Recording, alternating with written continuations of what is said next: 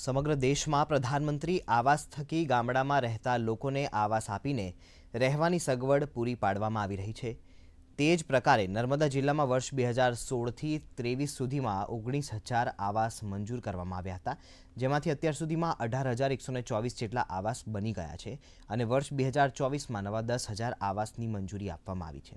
નર્મદા જિલ્લામાં સરકાર દ્વારા કરવામાં આવેલા સર્વે મુજબ 30,000 આવાસ મંજૂર કરવામાં આવ્યા, જેમાં 2024માં મંજૂર કરવામાં આવેલા પ્રધાનમંત્રી આવાસો એપ્રિલ મહિના સુધીમાં તૈયાર થઈ જશે। સાથે જ વર્ષ 2016થી 23 સુધી મંજૂર થયેલા આવાસોનું 217 કરોડ રૂપિયાનું પેમેન્ટ પણ કરી દેવામાં આવ્યું છે।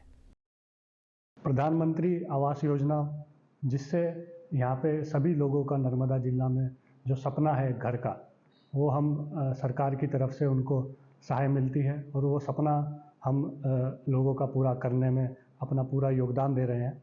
2023 तक 19,824 आवास मंजूर हुए थे, जिसमें से 18,000 और 101 घर हम बना चुके हैं नर्मदा जिला में।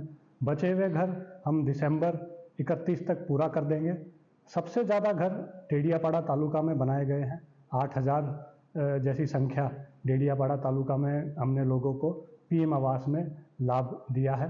पहले अमारू काचू मकान हतुं, हमणां पाकू मकान। प्रधानमंत्री आवास योजना अमे सहार मळी, सहपरिवार साथे पाका मकान में रहे छे। सरकारनो खूब खूब आभार। આજે પ્રધાનમંત્રી આવાસનો લાભ મળે છે મારા પપ્પાને।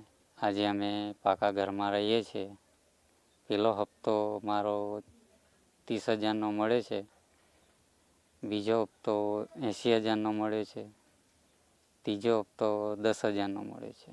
એ બદલ સરકારશ્રીને ખૂબ ખૂબ આભાર માનું છું હું।